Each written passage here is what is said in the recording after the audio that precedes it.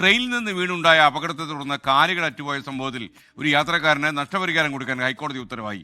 3 കൊല്ലം നീണ്ട നിയമ പോരാട്ടത്തിന് ഒടുവിലാണ് മാധ്യമപ്രവർത്തകൻ സിദ്ധാർത്ഥ് കെ ഭട്ടതിരി ഹൈക്കോടതിയിൽ നിന്ന് അനുകൂല ഉത്തരവ് നേടിയത്. സ്വയം വരുത്തിവെച്ച പരിക്കെന്ന ട്രൈബ്യൂണൽ ഉത്തരവ് കൊടുത്തിരുന്നു.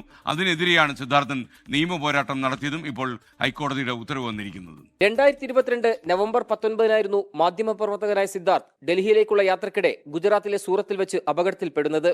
സിദ്ധാർത്ഥ് സഞ്ചരിച്ച ട്രെയിനിൽ പാൻട്രി ഇല്ലാത്തതിനാൽ ഭക്ഷണം വാങ്ങാനായി സ്റ്റേഷനിൽ ഇറങ്ങി തിരിച്ചു കയറുന്നതിനിടയിലാണ് നീങ്ങിത്തുടങ്ങിയ ട്രെയിനിൽ നിന്ന് വഴുതി വീണത്. അപകടത്തിൽ സിദ്ധാർത്ഥിന്റെ 2 കാലും അറ്റു. നഷ്ടപരിഹാരവുമായി റെയിൽവേ ക്ലെയിംസ് ട്രൈബ്യൂണലിനെ സമീപിച്ചെങ്കിലും സ്വയം വരുത്തിവെച്ച അപകടമെന്നായിരുന്നു മറുപടി.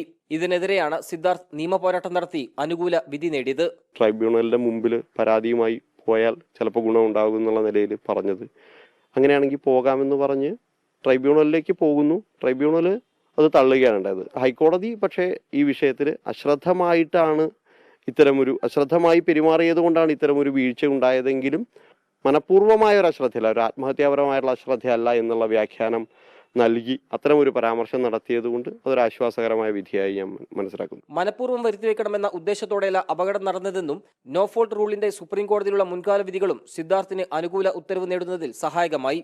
അപകടത്തിന് പിന്നാലെ ഉണ്ടായ ശാരീരിക ബുദ്ധിമുട്ടിനെ തുടർന്ന് മാധ്യമപ്രവർത്തനം ഉപേക്ഷിച്ച് നിലവിൽ PhD പഠനത്തിലാണ് സിദ്ധാർത്ഥ്. ഡൽഹിയിൽ നിൽക്കുമ്പോൾ നമ്മുടെ എല്ലാം തന്നെ സഹപ്രവർത്തകനായിരുന്നു. ഇന്നിപ്പോൾ നിയമ പോരാട്ടം നടത്തി ഒരുപാട് പേർക്ക് ഇത്തരമൊരു നിയമ പോരാട്ടത്തിലുള്ള സാധ്യതയുണ്ടെന്ന് മനസ്സിലാക്കി കൊടുക്കുകയാണ് സിദ്ധാർത്ഥിന്റെ നിയമ പോരാട്ടത്തിലൂടെ. എന്തായാലും ഇനിയുള്ള ആളുകൾക്കൊക്കെ തന്നെ ഊർജ്ജം നൽകുന്നതാണ് ഈ നിയമ പോരാട്ടം.